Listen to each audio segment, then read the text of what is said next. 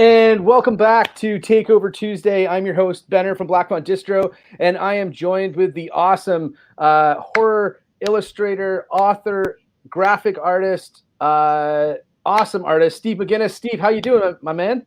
I'm doing great. How's it going? Awesome. Good, man. Yeah, fantastic. Thanks so much for taking over Instagram today. It was awesome to see like some of your work and you just kind of sharing a little bit about the process that that you've been doing for so long now. Um, the the I know that the when we have guests on, a lot of the time they're involved with movies, and we're going to get to that because you are kind of involved with a pretty well-known movie that's kind of on the circuit right now, and has been for a number of years. However, we don't have a movie trailer to show at the start of the hour, so we're jumping right into the interview. So, are you ready to go or what? Yeah, I'm ready to go, man. Awesome. So just for everyone out there, you can definitely follow Black Fawn Distribution on Instagram at Black Fawn Distribution, and also check out Steve McGinnis' site. You can find him online at www.steveillustration.com. He's also located on Facebook as well, and we'll get into the nitty gritty of what you do and how people can check out your work and pick up some of your work as well, especially in the absence of no conventions this year, which we'll get to as well. So everyone, make sure you check out Steve's site, and yeah, let's jump in. So you're coming to us from Brantford, Ontario, is that correct? Right Yes. now? Awesome. And how long have you been drawing, I guess, is the question to start with. I know you shared some memories kind of earlier today on our Instagram feed, but walk us through that. Yeah, how'd you get started? As a kid, I was kind of that loner kid that just after school, I'd run home, put on a record, and just draw. And that's all I did. I read comics, played D&D, and drew constantly. Awesome. And you're right now, you're in the combat zone, right? So you're in the trenches right now in your studio. And that's where the magic happens there then? Yeah, it's sorry for the mess. I've got pretty much every medium going on here. I just finished the Orlok piece, and yeah, my room's a disaster. And so what's kept you kind of what's kept you going after all these years? You mentioned that you shared with us some of your very early drawings when you were a kid. I think you said one of them was from 1979. So I don't want to. I know you look younger than me, but what keeps you going, man? What keeps bringing you back to drawing? Obviously, you have a love for it, but walk us through that too. Like, why can't you get out of it? It's me. Like even little bits of paper around the house, I'm constantly drawing on them. I don't know how to explain it. I don't know if other artists have this, but I just constantly have to keep drawing. And whether it's painting or Prismacolor or even digital, I'm just constantly drawing. Like I'll wake up at 2 a.m. and I'll have an idea, and I'll run downstairs and just start sketching. Right. And you're like, we've known each other for a number of years. I don't know how many, but it seems like forever. But you have a penchant for drawing horror icons, and that's sort of like that's kind of your bread and butter when we see you on the convention circuit. What actually goes into that process? Like you just mentioned that you wake up at 2 a.m, you might have an idea. Is that kind of go into your paintings, into your drawings, or is it like how does it start, and how long does it take you to get from point A to point B to a finished product? I guess it depends. Some I'll start and I'll think it's a great idea, and I'll start painting it, and it just doesn't work out, so I'll tear it up. Then I'll start a new one and I'll be in love with it, and then I'll just run with that. But some, they're the magical ones that you'll start and it just moves smoothly right through. And you have you've done some pieces before where you've done kind of a sequence of illustrations, a sequence of drawings as well. Is that because you couldn't decide on one idea, or and you wanted to do them all, or because I know there's you've done a series of like classic horror icons as well as like the bigger prints as well, and you also did the It series too, right? Yes. Mm-hmm. Yeah, I just wanted to capture certain scenes. And as a film maker that you are, with film, you can watch it play out. But with art, it's hard to capture in a whole scene in one canvas. So I took the boy who lost his arm in it, and I did the 3 panels to show like the bite, the rip, and then him with the no arm. And then do you know when to stop those sequences, or like do you just pick your favorite 3, or how do you decide on that? I think a certain scene will really bite me, and it'll be in my head, and I'll constantly be like, man, I gotta draw that. Like that was so cool. I gotta do that. Awesome. So, and before we get to anything else, I just wanted to let everyone know that everyone that's watching, if you've got a comment or a question for Steve, throw it down in the comments below if you're watching on Facebook Live or on Twitch, and we'll try and get to them during the broadcast. We'll try and surprise Steve. We'll keep him on his toes through the next hour. And oh, I think we just lost Steve there. Throw him back in. There we go. Hey, you back with us? I think so. Okay, gotcha. Okay, I'm back. All right, I'm here. Yeah, I think you got 2 of them going on right now. I think you got 2 feeds. So I'm just going to see. Yeah, there we go. Okay, yeah, you're good. You're good. So anyway, sorry, I was just saying, if you've got a comment or a question, if you're watching live at home, watching the broadcast, throw it down in the comment section below, or a question, and we'll get it to Steve and try and throw it up on the screen as we go along here. Now, I know we've like I said, we've known each other for a number of years, and this is funny because we actually just recently had Vicky on, who is another really close friend of ours now that we just met at a horror convention. We just simply set up beside her. I think we were the same way, right? I think we set up beside each other in Niagara Falls like 120 years ago, which seems like now. Wasn't it the MacabraCon? I don't think so. I don't think we were at that one, but I think it might have been Niagara Falls Comic Con. I think it was like year 2 or something like that. Yes, because the MacabraCon was year 1. The Niagara Falls one was year 2, and that's when your guys' booth was right beside ours. Yeah. So and we've been friends of yours ever since. We've been annoyances to you ever since, for sure. But what do you think? I think it's fair to say that we're both staples of the convention circuit. What do you think? It's troubling times for a lot of people, of course. But what's the horror community? Does it mean more now than it used to, just because everyone has been so supportive through these challenging times? I think it does. As well as I do, our little horror group that's usually at the cons, it's kind of like a family. Like we all know each other, we help each other.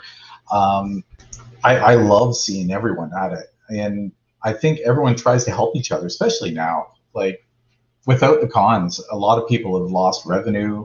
You know what I mean? Like this has been hard on everyone in the whole horror family. Mm-hmm. And you're like, do you see that sort of like online as well? I know a lot of people. We don't see each other as much, right? So, no. But for us, like we've seen a lot of positive support. We try and support, all of our friends as much as we can, obviously. Yeah. But have you seen an increase in that online throughout the pandemic, or what's your take on that?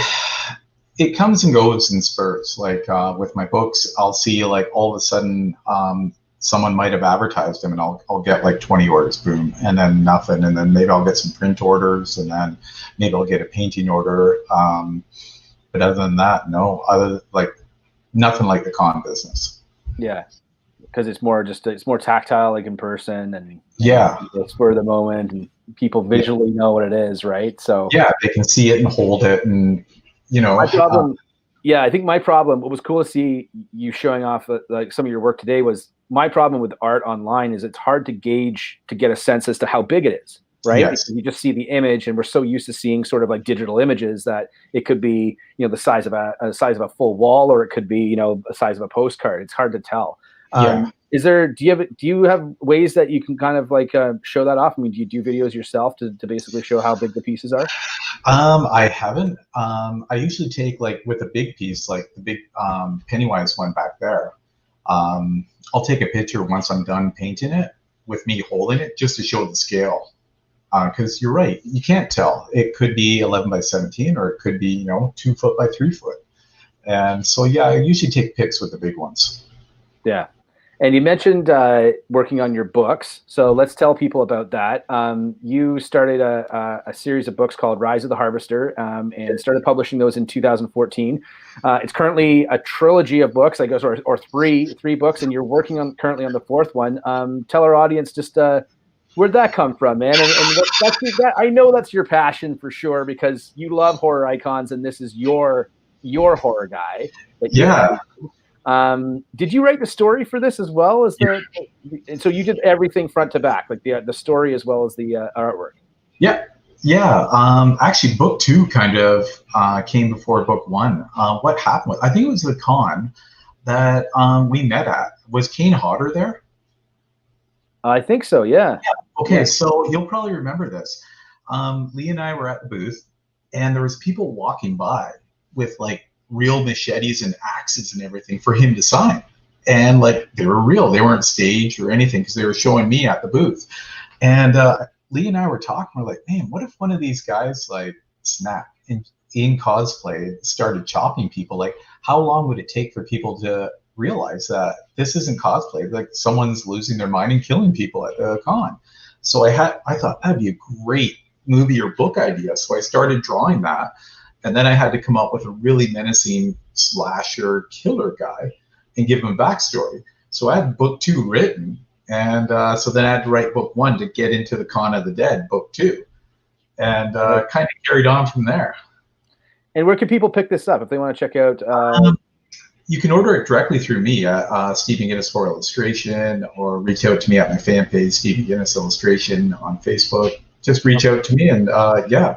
Yeah, I'll throw up your website just at the bottom there, just so people can, make sure you check out the site, head over there, and you can actually order up all 3 copies still available, or yes. Yeah, okay. Yeah, perfect. And more news about it is Ryan Andrews is right now almost finished a script to pretty much make it into a movie.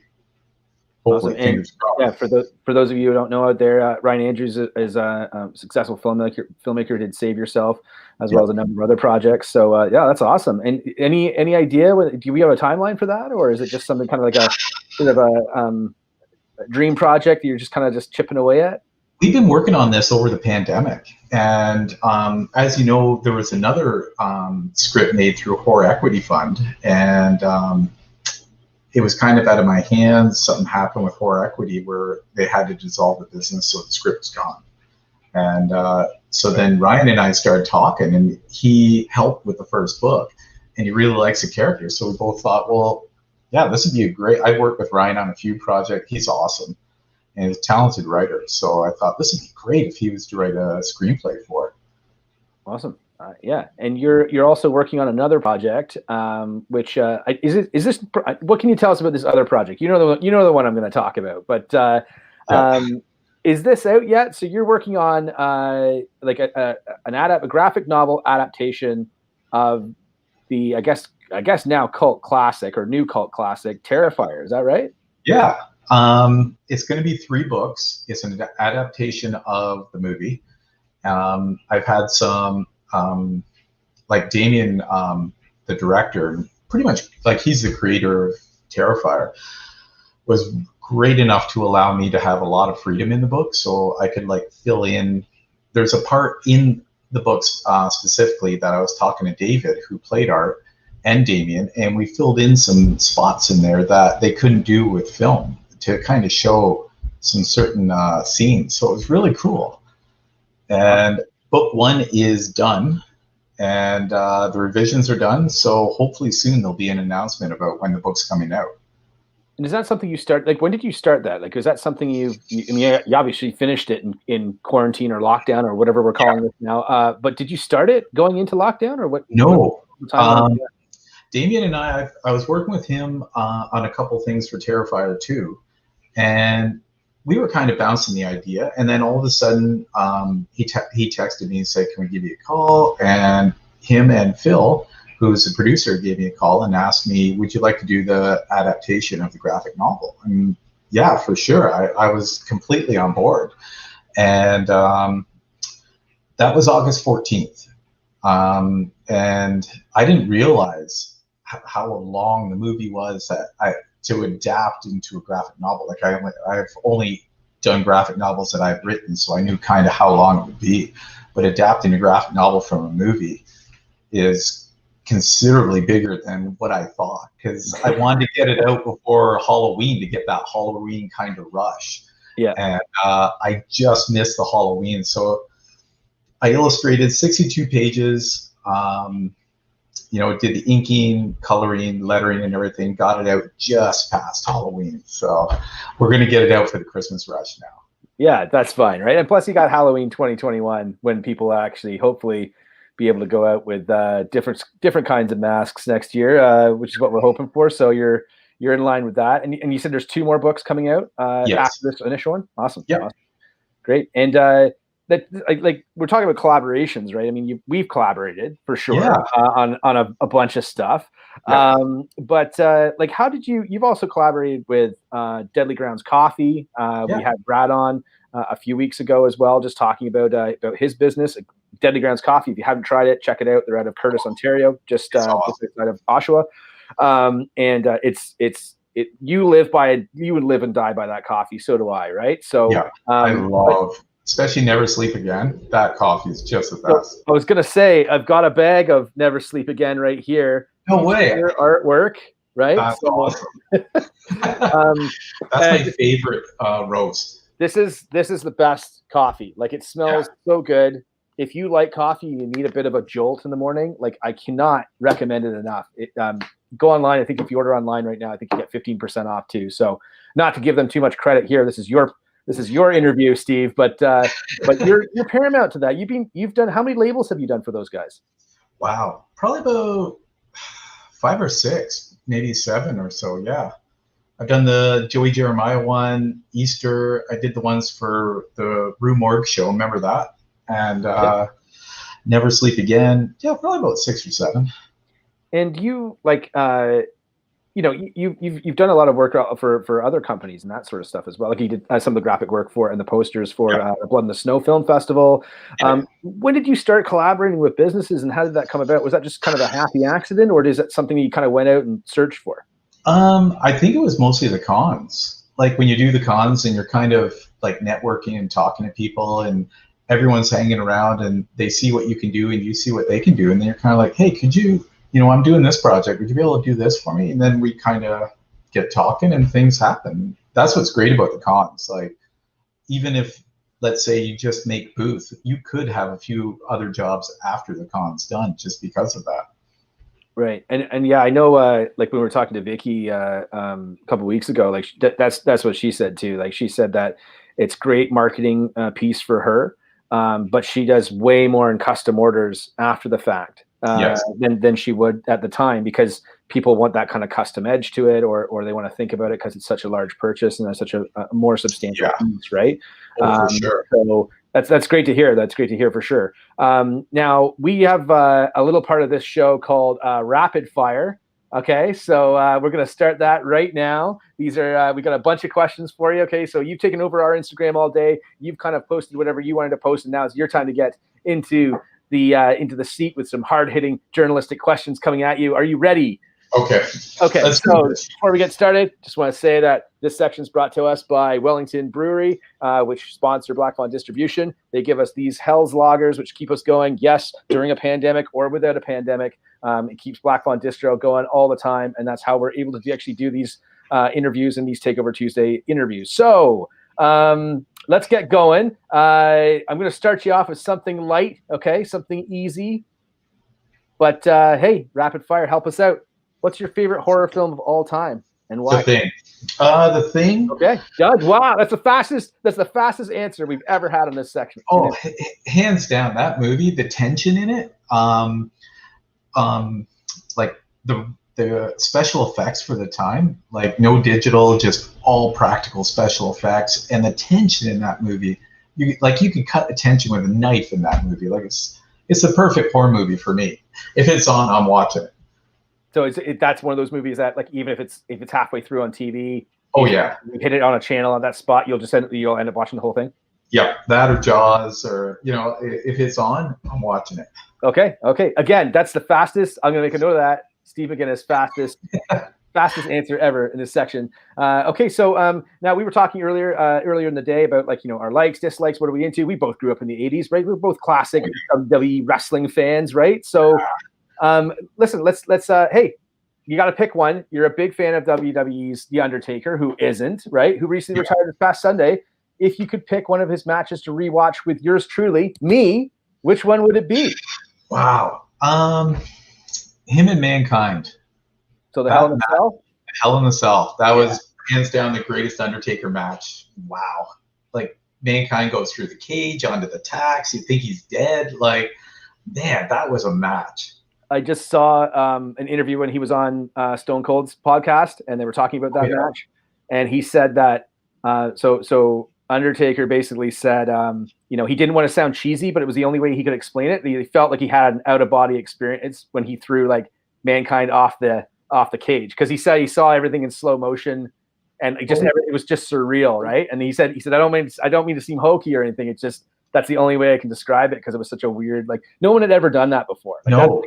Not in I don't think on that sort of level and that sort of promotion. I know there's, you know, crazy matches all over the world, but I think that's the one match that I agree with you. I'd say a close second probably would be Undertaker versus Shawn Michaels at WrestleMania 25, that first Michaels Undertaker match. But I think I gotta say Mankind is like, there's things that happened in that Hell in a Cell match that were so honest and so like just spur of the moment that I think like just made that match something special, right? So like when they brought Mick back, like they were taken away, and Mick gets off the stretcher and comes back in, and he doesn't remember from that moment on to the rest of the match. He had such a concussion. Yeah, they didn't want him to go back in either, and and the crowd, and they've tried to recreate that a couple times, like kind of a fake way. But it's like, if anyone hasn't seen it, if you're a wrestling fan, you've absolutely always seen that. You've seen that match already. But however, go back and rewatch it. It's totally worth rewatching if you got a WWE Network, or try and find it on YouTube if it's there. But it's it's a super awesome match. So anyway, we don't want to. This is like a horror show. We won't get too wrapped up in wrestling. But okay, rapid fire, yes or no. I'm going to put you on the spot. It's going to be the hardest question you're going to have to answer all day. Okay, ready? Rapid fire, yes or no. The Metallica album Reload is better than the Metallica album Load. Neither are good. They're all crap. Like anything after Justice. So you said that to me earlier. You said anything after Justice, don't talk to me about it. You didn't like the new record like from a few years ago? There was a couple songs. A couple songs on it that are like not bad. But even this evening, Metallica put out a new song or something like that with the symphony again. And I was driving around and they played it, and the only way you can tell it was Metallica was James's voice, and it was so bad. Like, they need to find music they wrote from like Ride the Lightning and Masters and like re-record that or something. Like just record different songs from that era and just put it on the album and just tell everyone. Why? What do you think? What about you? Reload or Load? I think I like Reload better, but that's just, I think it's because I saw them on that tour maybe, but oh really? But I don't know. It's hard because Scott sort of threw this this album as his question as a joke, but I don't know. I didn't mind the last record. I thought it was okay. It's a little bit overblown, right? I don't think it needed to be two discs or whatever. So no. But I mean, my favorite Metallica, I mean, everyone's going to say Puppets, right? Obviously, I think that's probably hands down their best. But I would say I think Ride the Lightning's probably my favorite. My Ben and I, my son and I were talking about that the other day. I think that just ekes a bit over Puppets for me. I love Ride the Lightning. Yeah, and I like Justice as well, but I just the recording of Justice, it just every time I listen to it, I'm just like, why can't they just re-record this shit? Like just re-record that bass, man. I guess the masters are lost. I guess that's something that I heard, that so they can't actually remix it in a way. That's why it can only be remastered. But again, it's like, who cares, man? Just get some bassist guy. Like, just hire anybody just to go ahead and lay down the bass tracks, man. Didn't I send you that link with Justice for Jason? And they had a bass guy put all the bass back in. I have that. It was awesome. It sounds way better. Like, I just don't understand. Like, just get Hulk Hogan, man. Put Hulk Hogan on bass. And anyway, for those of you who don't know, once upon a time, Hulk Hogan tried to to be the new bassist of Metallica, but a little that's inside baseball though, right, Steve? Yeah. Okay, so moving on. Let's not take up too much time with this, but rapid fire. What do you want? What convention are you most looking forward to returning to once the pandemic's over? No favorites, of course, but hey, which one are you excited for? I gotta say, the one at Deadly that Adam and Brad put together, the Spooky Mall, the one they had in Oshawa 2 years ago. The Fear Mall. The Fear Mall. Love that one. And the Niagara Horror one in October that they usually have. Frightmare in the Fall. Yeah. Yeah. Love those ones. Those are two of our favorites too. We were talking about a couple of days ago, just about kind of where we see conventions happening, and I think it's funny you mentioned Fear Mall. Is I really feel like they're going to come back slowly. We've got some light at the end of the tunnel now. With I think there's a bit of a game plan to try and get us all there. But for all intents and purposes, I think conventions might start coming back next year as outdoor events, and maybe not getting stuck into a convention center where there's recycled air and all that stuff. I think it's going to be more so like a market type style where people just set up some tables and some tents, and hey, if rain or shine, or and hopefully maybe that's just enough where people feel comfortable getting out. I think a lot of vendors would feel better that way. How are you about that? We were talking a little bit about health stuff earlier. What are when I go to a convention, I know that sometimes on day 3, I'm like, whatever sickness is going around right now, I don't know what it is, but I have it. And I don't know where I got it from, but I own it now. Like, it's part of me. Do you find have you ever had that happen to you? Or are you healthy for that? I call it the con funk. Lee and I call it that because like the Monday and the Tuesday you start to get that sore throat and like maybe like the sniffles, and you're like, oh man, like you start to get the con funk. That's usually what I call it. Yeah, it's and then by Wednesday you're fine usually. But it's good. I feel like I think it's because we're older now. I think we need vitamins. We need to take a vitamin pack with us and like lots of water every time we go. And a B12 shot. Exactly. So, okay, so let's go jump into tell us more. Talking about conventions, let's move into the next question. You met a lot of famous people over your time on the convention circuit. Can you share a cool story about someone you've met in conjunction with your work? Oh, wow. Or a favorite story. Yeah. Favorite? Wow. I've met so many cool people. Probably my favorite one was meeting Jake the Snake at the show. We were walking by early in the morning. You know how we all get to go in before everyone else. And Jake was just walking around. And I was like, Jake. And this is when my son was like 8. He was really tiny. And he was taking pics with Ben, and he was like choking him and gonna DDT him, and I'm like, this is unreal. Like, a guy I grew up with is now wrestling with my little guy. Like, this is great. DDT my son, Jake. DDT my son. I was like, get him.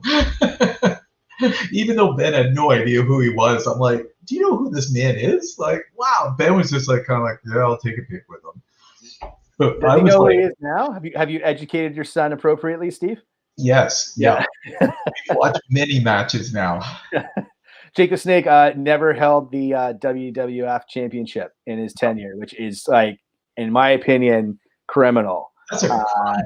He might have been the best villain in that time period, probably. Like, top 3 for sure. Best evil promos ever.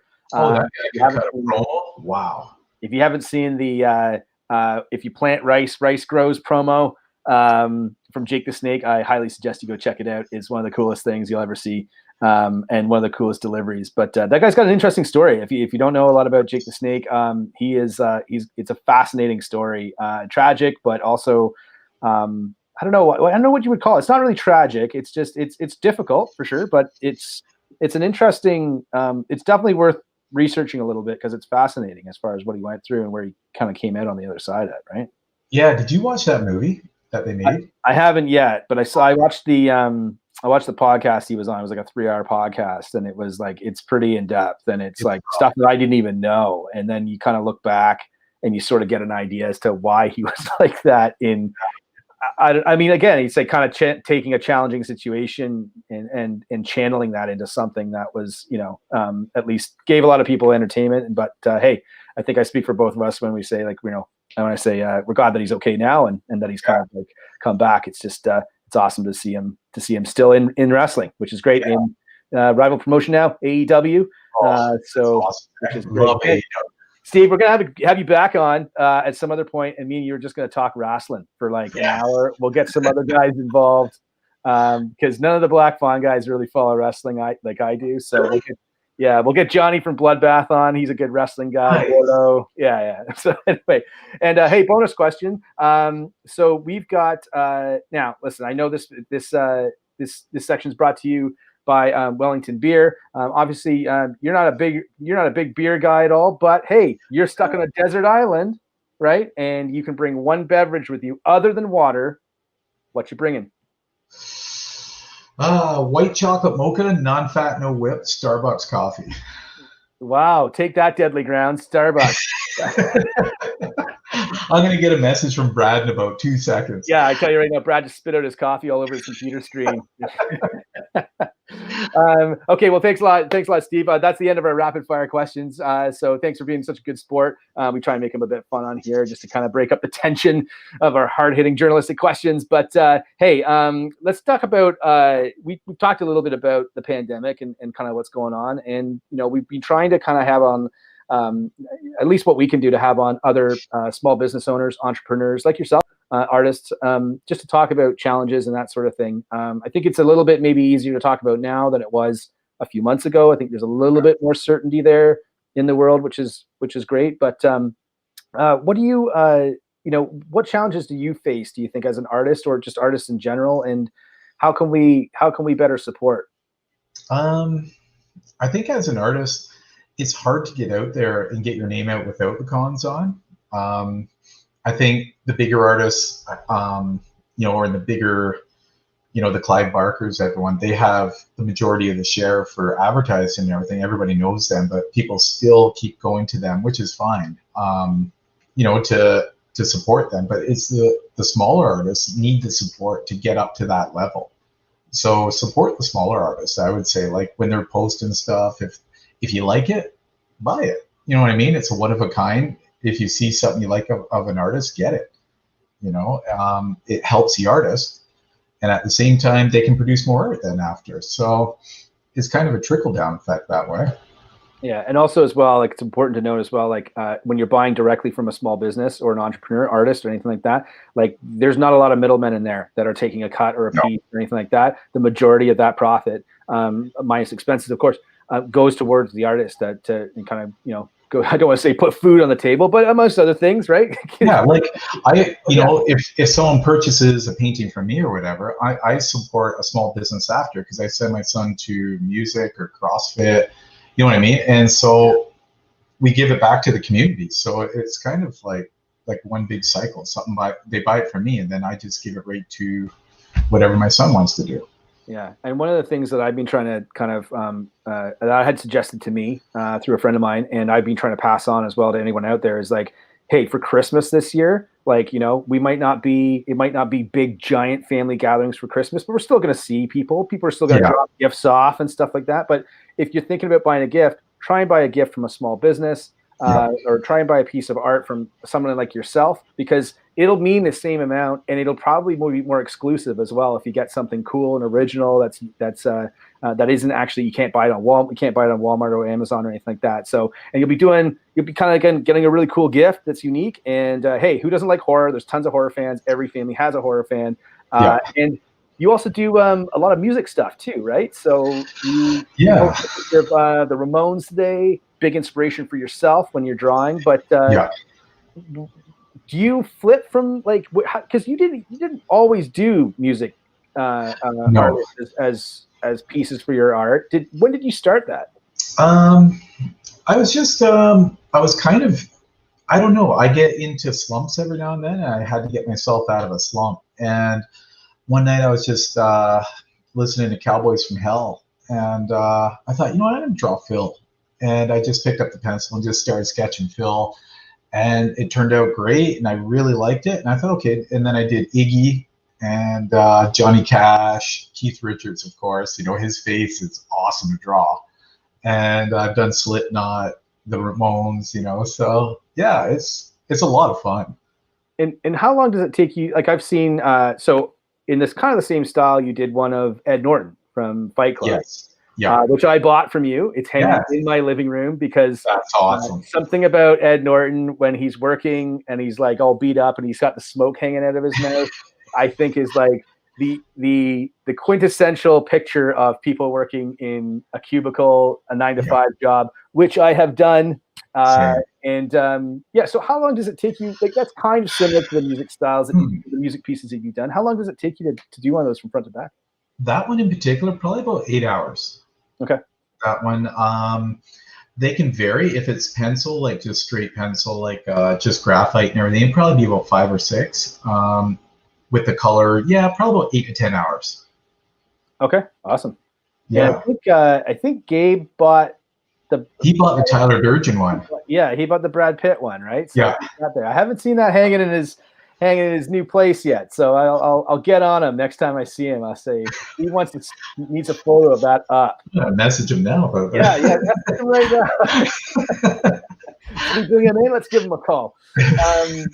Now, just finishing up too. I know that like we were just talking, like a lot of people we're in some uncertain times right now, maybe a little less uncertain than it was a few months ago. But what advice could you pass on to anyone else who might be facing the same hurdles as far as from an artist perspective? Like, is there anything that you could say to them? Wow. Just keep going. Just press forward. There's a lot of times where you probably want to say, you know what, that's it. I'm done. You get frustrated. It's too easy to give up. Like, just keep pressing forward. Things will happen. Like, it's your passion. So, you know what, if you really love it and you want to pursue it, then just keep doing it. Like, it's going to happen. And is there a time like that you can think of that you were thinking, hey, you know what, I might never draw again. I might never make stuff again? Like, yeah, I've had a couple times like that throughout my life. And it's not good because, you know what, like I don't know. I'm more of an artist than anything. I think it would be like losing my arms if I stopped drawing. Like it would be not good. And I find if I'm not drawing, I'm like my mind isn't focused or anything like that. It's not good.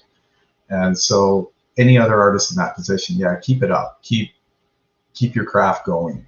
And I've heard too, as well, like from other artists, like when they're painting or drawing or sketching or anything like that, it's almost like it's a stress reliever because you might not be thinking of anything else. And a lot of people say that about a lot of activities, whether it's like working out or golf or whatever. It's just like I'm in a position where I'm not thinking about anything else that's been going on around me or during my day or whatever. I'm just focusing on doing what's in front of me. Is that something you find helpful too, or how do you it's 100% true. I lose time when I'm drawing, and especially like doing deep painting, like doing the real details in the eyes and or doing the skin details and the cracks and whatnot.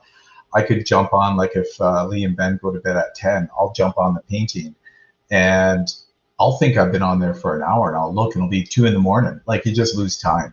And but you feel great after because your mind's just been going right into detail, nothing else. Yeah, awesome. Well, hey, we're big fans of your work, man. So keep doing what you're doing. Listen, like if anyone out there, if you want to check out Steve's work, please look him up online. He is on Facebook as well as is it Steve McGinnis Horror Illustrator? Or Steve McGinnis Illustration or steveillustration.com. Yeah. So the website's just at the bottom. You can make sure you check out Rise of the Harvester. Three books in the series right now, 4th one on its way. Check out the Terrifier adaptation that's coming out, graphic novel adaptation that's coming out. You said it's out right now, right? No, I finished the art. The revisions are done. Hopefully, coming out soon. It'll come out soon. Yeah, I gotta say, it was probably one of the best projects I worked on. Those guys are great to work with. Awesome. Yeah, and the whole team is awesome. What we'll do is I'll include if you go to our Facebook group, or our Facebook page for Black Fund Distribution. Your link is up there too, so people can reach out to you via Facebook just for any custom work that they might have questions about, or how much you want to sell that Terminator poster in the background for, right? Yeah. Awesome. I'll trade you the Conan sword for it. Yeah. Dude, that is not for sale, man. That's how I cut my bread around here. That's awesome. So listen, thanks again for joining us, Steve. Stick around. Well, thank you for having me on. Yeah, stick around just after we get off the air. We'll chat about a couple of things before we go. But again, yeah, thanks for joining us. And a quick our quick public service announcement to everyone out there: stay safe and help out. Wear a mask, wash your hands, practice social distancing, and think about others and help out where you can. So, hey, we're all in this together. Hopefully, if we all band together, we'll get out of this a lot faster. And hopefully, this time next year, or the next time we have Steve on the platform here, we'll have some encouraging things to talk about, like going back to conventions and whatnot. So, everyone, please stay safe. Order your Black Friday deals online, and specifically online. Order stuff from this man right here, because his stuff's awesome, and it'll go to a good cause, and you'll have some unique, exclusive work that nobody else has. So, Steve, thanks so much again for joining us, and all the best, man, and I'm sure we'll talk soon. Okay.